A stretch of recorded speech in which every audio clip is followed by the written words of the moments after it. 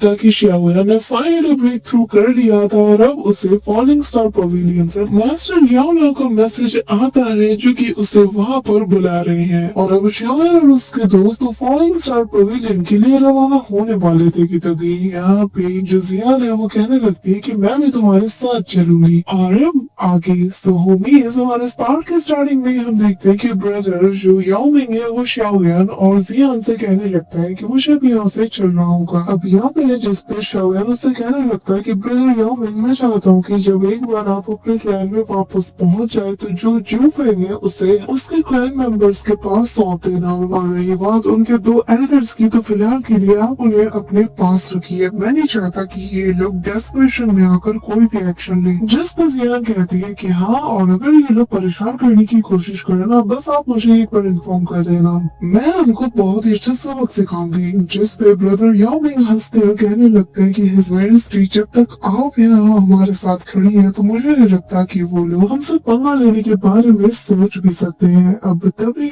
यहाँ पे जो शाओयान है उससे कहने लगता है कि ब्रदर याओमिंग मैं आपसे एक और फेवर चाहता हूँ, जब आप वापस चले जाए तो अगर आपको काइलिन के बारे में कोई भी न्यूज मिलती है तो प्लीज मुझे उसके बारे में इन्फॉर्म जरूर कीजिएगा। अब यहाँ पे जैसे मेड्यूसा का नाम जो जियान है वो सुनती है तो वो काफी ज्यादा एक्साइटेड हो जाती है और कहती है कि क्या सिस्टर काइलिन भी यहाँ पे आई है, तुमने तो मुझे एक बार भी बताया नहीं। जिस पे शाओयान कहने लगता है कि पहले पूरी बात तो सुनो, वो अभी भी क्लोज डोर कल्टीवेशन में बिजी है, इसी के चलते वो वहीं पर मौजूद है। जिस पे वो कहने लगती है कि ठीक है फिर जब वो अपनी सर्कुलेशन से बाहर आएंगी तो मैं उनसे मिलने जरूर जाऊंगी। कि तभी यहाँ पे शाओयान से जो ब्रदर याओमिंग है वो उससे कहने लगता है कि फिक्र मत करो, हम उनका बहुत ही अच्छे से ख्याल रखेंगे और अगर उनके बारे में मुझे जो भी न्यूज मिलती है तो मैं आपको जरूर इन्फॉर्म करूंगा। फिलहाल के लिए मुझे यहाँ से निकलना होगा। अब शाओयान उन्हें फेयरवेल कहता है और ब्रदर याओमिंग भी उसे फेयरवेल कहते हुए यहाँ से चले जाते हैं। कि तभी यहाँ पे शाओयान बताने लगता है कि यहाँ पर मुझे लगता है कि जब तक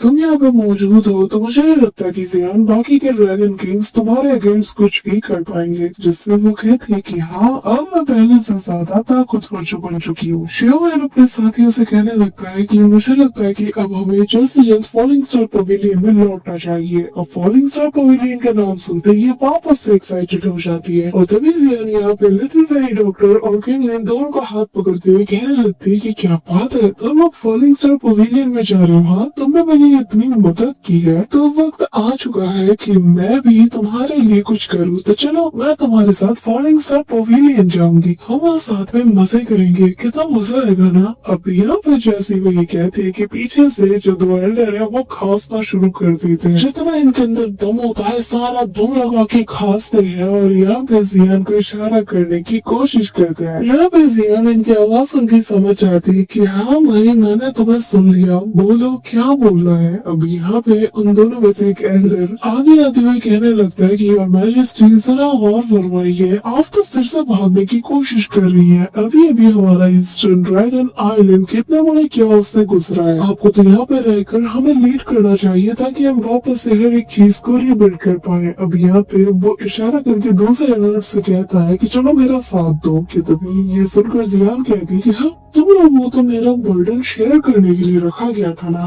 मैं एम्परर बन गई हूँ अब मैं हर छोटी चीज थोड़ी करूंगी, ये सारे काम ना तुम लोग मेरे बिना भी कर सकते हो। अब यहाँ पे हम देखते हैं कि जो दूसरा एल्डर होता है वो यहाँ पे अपनी सस्ती एक्टिंग करना शुरू कर देता है। रोते धोते कहता है कि यार मैजिस्ट्री जरा गौर फरमाइए, आप यहाँ पे नहीं जा सकती है, अगर आपको कुछ हो गया तो हमारा क्या होगा। पहले भी हमारे जो प्रीवियस ड्रैगन एम्परर रहे हैं वो मिसिंग हो चुके हैं, अब हम आपको नहीं खो सकते, हमें लोग क्या कहेंगे। दुश्मन रातों रात नहीं बनते, पर आप नहीं समझोगी। ठीक है आपको जाना है अब जाइए, हमारा क्या है, हम पहले भी ऐसे थे आज भी रहेंगे। आपके पास इतनी ताकत है इतनी अथॉरिटी है पर फिर भी आप जाइए जाइए, आपको हमारी फिक्र करने की जरूरत नहीं है। किसे पता आपके जाते साथ ही वो तीनों किंग आ जाए फिर से हमारे गर्दन पे पैर रख के वो लोग हमारे ऊपर जुल्म करे। हम क्या ही कर सकते हैं, हम यही बोलते हैं कि हमारी ड्रैगन एम्परर घूमने चली गई है, हम इससे ज्यादा कुछ नहीं कर सकते। पर आप फिक्र मत कीजिए, आप आप जाए, हम पहले भी लावारिस थे, आज भी लावारिस है और शायद आगे भी रहेंगे। अब यहाँ पे वो सारे गार्ड्स को इशारा करता है, ये लोग भी इसकी बातें सुनकर रोने धोने लगते हैं। जो देखकर शियाओयान और लिटिल फेरी डॉक्टर और बाकी सभी थोड़ा पैनिक कर जाते कि यार माहौल क्या हो रहा है यहाँ का। एल्डर यहाँ पे भाई अपना पूरा दुख निकाल देते हैं कि अगर यहाँ से जियान चली गई ना तो बस ये बर्बाद हो जाएंगे, लुट जाएंगे, फकीर बन जाएंगे। जियान इससे कहने लगती है कि बस कुछ ही दिनों की बात है, मैं कहाँ जा रही हूँ, जिसपे इनका इमोशनल ड्रामा वापस से शुरू हो जाता है कि आप जाइए, हमने कहाँ रोका है, हमने कहाँ रोका है, आप जाइए। मेरी ये बूढ़ी हड्डियां जो पता नहीं कब मेरा साथ छोड़ दे, मेरी ये अधूरी सांसें जो पता नहीं कब उखड़ जाए, और मेरे ये जाबाज लूले लंगड़े जो सोल्जर है ना, मैं इन्हीं के जरिए से इनसे फाइट करूंगा। आप जाइए, मैं सब कुछ संभालूंगा। ये बूढ़ा एल्डर अपनी लाठी के सहारे से इनसे जरूर लड़ेगा, आप फिक्र मत कीजिए। कि अब हम देखते हैं कि जियान को काफी ज्यादा गुस्सा आ रहा था। यहाँ पे हम देखते हैं कि जियान जब इन लोगों की ये नाटक देखते तो कहने लगती है कि यार मैं कोई मैस्कॉट हूँ या फिर कुछ और हूँ। यहाँ पे एल्डर उसे अच्छे से समझाते हैं कि यार मैजेस्टी आपको समझने की जरूरत है, हम आपके बिना कुछ भी नहीं है और इस वक्त हमारी ट्राइब को आपकी बहुत ज्यादा जरूरत है, तो प्लीज हमें छोड़ के मत जाइए, हमें गाइड कीजिए। अब सभी लोग उसके सुर में लाते हैं और सेम वे में रिस्पेक्ट के साथ रिक्वेस्ट करने लगते हैं। इस दौरान जियान कहते हैं कि अब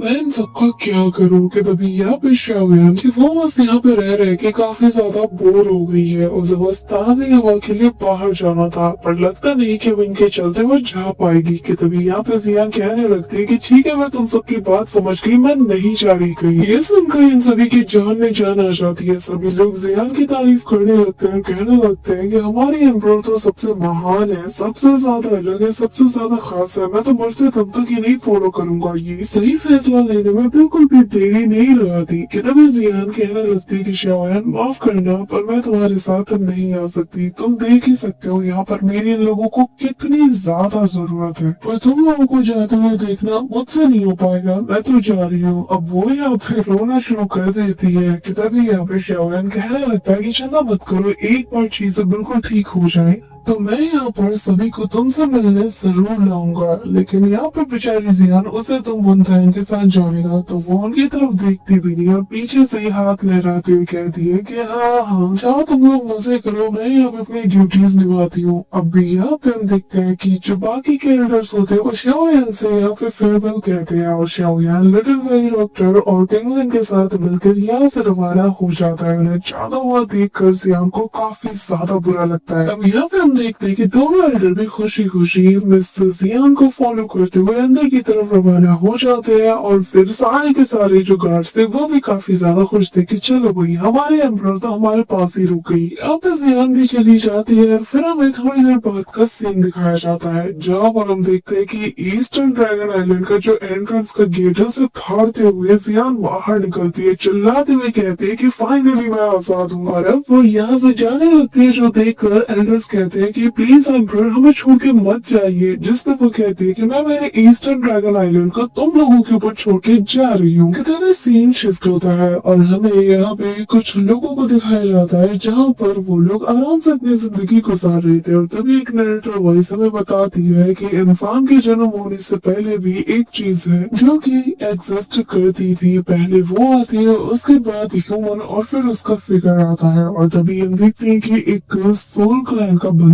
सामने मौजूद बंदे के ऊपर हमला कर देता है। वो कहने लगता है कि वो है सोल। इसी के साथ ये लोग यहाँ पे तबाही मचाना शुरू कर देते हैं। वो नरेटर वॉइस हमें बताने लगती है कि सोल इंस्टेंटली पैदा भी होती है और मारी भी जाती है, लेकिन इसके पीछे बहुत बड़ी मिस्ट्रीज होती है और जो लोग भी सोल को यूज कर सकते हैं, सोल को अपने फायदे के मुताबिक अपने मन मुताबिक उसे मॉडिफाई भी कर सकते हैं, अपने पावर के लिए यूज कर सकते हैं। असली ताकत तो इनके पास होती है। और तभी हमें दिखाया जाता है कि यहाँ पर ये जो जितने भी लोग हैं ना, इनकी सोल पावर के लिए ही इन्हें फॉर्म किया जाता है। और यहाँ पे सोल क्लैन का वही मिस्टीरियस सा मास्क मैन हम देखते हैं जो कि इनके सोल को ऑब्जर्व करते हुए कहने लगता है कि अब जरा इन्हें दर्द के मारे चीखने और चिल्लाने दो, जरा इन्हें एहसास करने दो कि इनका पाला किससे पड़ रहा है और अब बाकी दुनिया को भी पता चल जाएगा कि असली बैटल तो अब शुरू हुआ है। तभी सीन शिफ्ट होता है और हमें फॉलिंग स्टार पवेलियन का सीन दिखाया जाता आता है जहाँ पर चारों तरफ अफरा तफरी मची हुई थी। लोग यहाँ पे बता रहे थे कि नॉर्दर्न सिटी के पास अटैक हुआ है, कोई बताता है कि साउथर्न सिटी के पास अटैक हुआ है। ऐसे ही हम देखते हैं कि चारों तरफ लोग यही खबर बता रहे थे कि हमारे फॉलिंग स्टार पवेलियन के आसपास की जो सिटीज है इन पे हमला हुआ है। इस दौरान हम यहाँ पर फायर एंड सिस्टर को भी देखते हैं जहाँ पर उन्हें भी जब ये खबर मिल चुकी थी कि जो सोल हॉल है वो यहाँ पे चारों तरफ अफरा तफरी मचा रहा है, तो वो भी यहाँ पे आ जाते हैं और वो आते साथ ही ना वैसे भाषण देने शुरू कर देते कि यार ये सोल हॉल ना सर के ऊपर से जा रहा है, मैं इन्हें बर्दाश्त नहीं कर सकता, पानी सिर के ऊपर जा चुका है, हम ये कर देंगे वो कर देंगे और तुम लोग क्या कर रहे हो। किसी को इस बात की परवाह है कि नहीं। कि तभी जैसे वो टेबल पे सभी लोगों को देखता है तो वो कहने लगता है कि ओह तो तुम लोग पहले ही आ चुके हो। या फिर हम देखते हैं कि फ्लावर सेक्ट के लीडर से लेकर जो हमारे पेल टावर के जो एल्डर है वो भी आए हुए थे और सभी लोग कहने लगते हैं कि हाँ हम सबको इसके बारे में खबर मिल चुकी है। और तभी वो यहाँ पे कहने लगते हैं कि वाकई में सोल हॉल ने हद पार कर दी, हमारे काफी सारे अल्केमिस्ट भी गायब हो चुके हैं और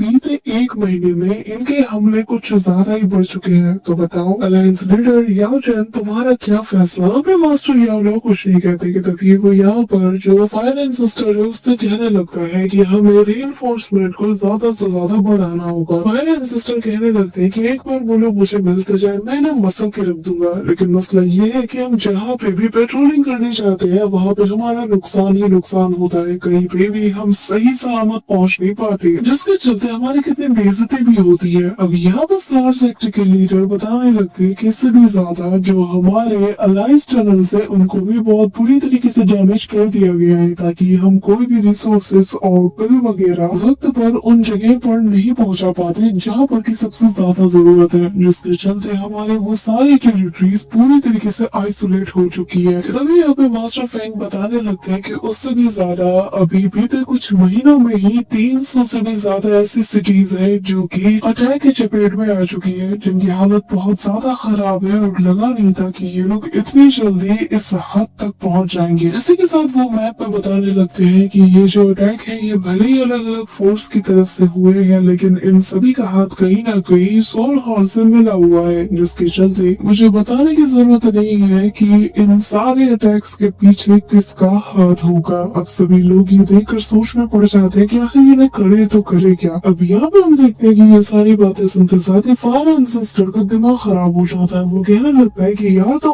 अभी हम करे तो करे क्या, मैं ऐसे हाथ पे हाथ धरे बैठे नहीं रह सकता, हमें जल्द से जल्द हमारी टेरिटरीज को वापस लेना ही होगा और जाके इन पे हमला भी करना होगा। जिस पे यहाँ पे पेल टावर के एल्डर कहने लगते हैं कि हम ऐसा नहीं कर सकते, अगर हम ऐसे ही सेफ जगह को छोड़कर ऐसे ही मूव ऑन करेंगे ना तो यहाँ पर भी हमला होने का खतरा है। जिस पे वो कहने लगता है कि तुम सही कह रहे हो, तो फिर एक काम करते हैं कि जो पड़ोसी के जो सेक्ट है उन्हें हम लेटर लिखते हैं और उन्हें मैसेज पहुंचा देते हैं कि उन्हें हमारी तरफ से हेल्प करना है, मतलब में हम उन्हें कुछ रिसोर्सेज और पिल्स दे देंगे। जो सुनकर यहाँ पे फ्लावर सेक्ट के अंदर बताने लगती है कि हाँ जैसे ये कह दिया तुमने और हो गया काम, कहना आसान है करना अपना मुश्किल, क्योंकि सबको पता है कि कैसे सोल हॉल हमारे इस अलायंस को कमजोर कर रही है। हमारी ऐसी कोई टेरिटरी नहीं बची जहाँ पर इन्होंने हमला ना किया हो। वो सभी लोग इस बात से खौफ खा रहे हैं कि अगर इन्होंने हमारा साथ दे दिया ना तो फिर उनके ऊपर भी हमला होगा। लोग हमसे दूरियां बनाने में बिजी है और आपको ये लग रहा है कि वो हमारी मदद करेंगे। हाँ, जिसमें वो कहने लगता है कि ये नहीं हो सकता वो नहीं हो सकता, ठीक है फिर एक काम करो तुम लोग मुझे ही भेज दो, मैं खुद जाके इन लोगों की ना चटनी बना दूंगा। जिसपे वो कहने लगती है कि जरा सोच लीजिए वहाँ पर सोल हॉल के काफी तगड़े मेंबर्स होंगे और अगर उन्होंने आपको पकड़ लिया ना तो आपके जरिए से आपकी जो क्लैन है ना उन्हें ये लोग बहुत बुरी तरीके से बुली करेंगे। जो सुन के फायर एंड सिस्टर की सटक जाती है। वो कहने लगता है कि तो फिर तुम ही बता दो हमें क्या करना चाहिए, कि हम ऐसे हाथ ऊपर उठा ले और उनके सामने सरेंडर कर दे। हाँ, मुझे तो कुछ भी समझ नहीं आ रहा कि आखिर क्या होगा। कि तभी यहाँ पे पेल टावर के एल्डर बताने लगते हैं कि बेहतर यही होगा कि इस वक्त हम अलायंस लीडर से पूछे कि आखिर वो क्या सोचते हैं। कि तभी यहाँ पे मास्टर फैंग भी कहते हैं कि हाँ ब्रदर याओ आप बताइए आपका क्या कहना है। यहाँ पे मास्टर याओ फाइनली अपनी चुप्पी को तोड़ते हैं और कहने लगते हैं कि ठीक है फिर हम ही उन पे काउंटर अटैक करेंगे। मास्टर याओ को बोल्ड डिसीजन सुन के तो सबके होश उड़ जाते हैं, लेकिन फायर एंड सिस्टर तो खुशी के मारे पागल सा हो जाता है। वो कहने लगता है कि बिल्कुल बिल्कुल यही तो मैं कह रहा था, अब आ रहा है मजा मुझे। अब ये कहते साथ ही वो बैठ चाहता है और तभी यहाँ पे मास्टर यादव बोलना शुरू कर देते हैं और वो सभी को इशारा करते हैं कि अब वक्त आ चुका है कि असली खेल को शुरू किया जाए। उन्हें ये लग रहा है कि इस वक्त हम कमजोर हैं तो हम लोग डिफेंसिव पोजीशन में आ जाएंगे। वैसे भी हम चाहे जितना डिफेंस कर ले लेकिन हमारे पास इतने लोग ही नहीं कि हम लोग अपने टेरिटरी को लड़ झगड़ के भी वापस ले पाए। तो इस वक्त इनको पूरा पूरा यकीन होगा कि हम लोग सेफ गेम खेलेंगे और यही वही वक्त है जब हम इनके सारे एक्सपेक्टेशन को तोड़ते हुए इनके ऊपर एक सरप्राइज अटैक कर देंगे जिसके चलते इनका पूरा का पूरा जो रिदम है ये बिगड़ जाएगा।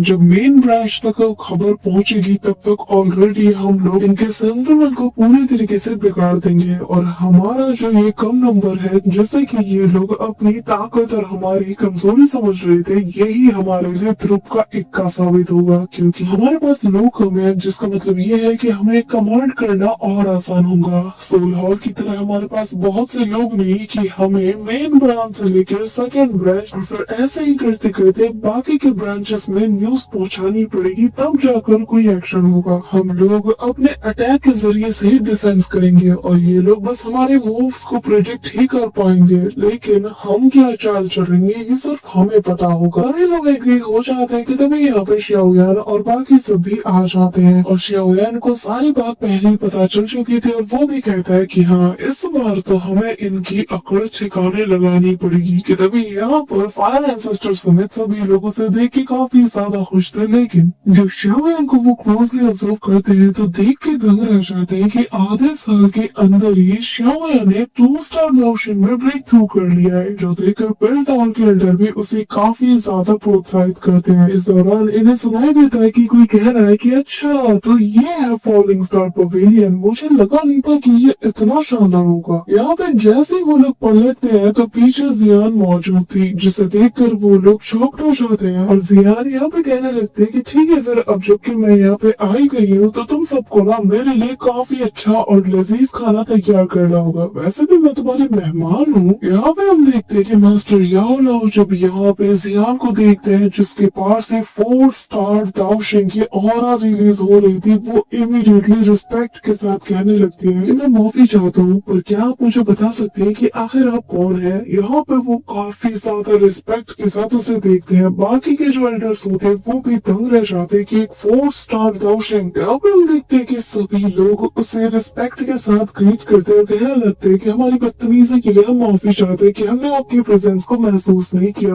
वैसे मानना पड़ेगा आजकल के बच्चे इतने ज्यादा टैलेंटेड है, इतने कम समय में इतनी ज्यादा कल्टीवेशन को अचीव कर लिया। वाह क्या बात है। कि तभी यहाँ पे जियान को काफी ज्यादा शर्म आती है तो वो यहाँ पे शियाओयान से कहती है कि जरा इन्हें बताओ कि मैं कौन हूँ। अब शियाओयान कहने लगता है कि मास्टर याओ लाओ ये असल में मेरी दोस्त जियान है। जो सुनते साथ ही मास्टर याओ तो और ज्यादा शौक थे और कहते हैं कि क्या ये वही जियान है। जिसपे वो हमें जवाब देता है, कहता है कि पर फिलहाल के लिए ये एंशिएंट व्हाइट ड्रैगन की एम्पर बन चुकी है और ये हमारी हेल्प के लिए यहाँ पे आई है। यहाँ पे जैसे ही सभी लोग सुनते हैं कि एंशिएंट व्हाइट ड्रैगन की एम्पर उनकी मदद के लिए आई है सभी लोग शौक थे और यहाँ पे फायर एंसेस्टर कहता है कि कहीं मैं सपना तो नहीं देख रहा। अब पिल्टाउन के एल्डर हैरानी के साथ कहते हैं कि मैं इतने साल तक जिया लेकिन मैं कभी भी एंशिएंट व्हाइट ड्रैगन ट्राइब का एम्पर रहे हैं उनसे मिलने का ये सुनहरा मौका हासिल नहीं कर पाया लेकिन लगा नहीं था कि आज मैं खुद उनसे मिलूंगा। मास्टर याओ भी कहने लगते हैं कि मुझे लगा नहीं था कि मिसेस जियान आपका स्टेटस इतना ज्यादा हाई होगा। शियाओयान यहाँ पे कहने लगता है कि मास्टर ये वही जियान है तो बेहतर होगा कि आप इसे बिल्कुल वही बच्ची जियान की तरह ही इसे ट्रीट करें, ज्यादा पोलाइट बनने की जरूरत नहीं है। वैसे भी जियान भी आपको एल्डर के रूप में रिस्पेक्ट देती है। अब यहाँ पे ये लोग सारी बातचीत करने लगते हैं तो शियाओयान कहता है कि अब जबकि हमने डिसाइड कर लिया है कि हम उनके ब्रांच में ही अटैक करेंगे तो मुझे पता है कि सोल हॉल की इस ब्रांच को हमें टारगेट करना है। मास्टर याओ लाओ बताते हैं कि हाँ और हमारे इंटर से हमें पता चला है कि सोल हॉल के बहुत से ब्रांचेस है लेकिन जो 24 हॉल है वो कुछ ज्यादा इम्पोर्टेंट है और उन्हीं में से एक हॉल में मुझे कैद करके रखा गया था और इन्हीं अर्थ फ्रेंडली में जो हॉल ऑफ सोल्स है वो most critical hall of heavenly spirit है और जो कि 3 सेक्शन में डिवाइड है, हेवन अर्थ और मैन। जिसमें हॉल ऑफ हेवन जो कि हेडक्वार्टर है हॉल ऑफ अर्थ को डिप्टी चीफ के द्वारा कमांड किया जाता है, मैनेज किया जाता है और जो हॉल ऑफ मैन है उसे फर्स्ट तेओन्जुन तियानजुन और जो सेकंड तियानजुन है इनके द्वारा लीड किया जाता है। और फिलहाल के लिए हमें बस हॉल ऑफ मैन की लोकेशन ही पता चल पाई है, जिसमें शाओयान कहता है कि ठीक है फिर वहाँ पर जाके ही हम इनकी बैंड बजाएंगे,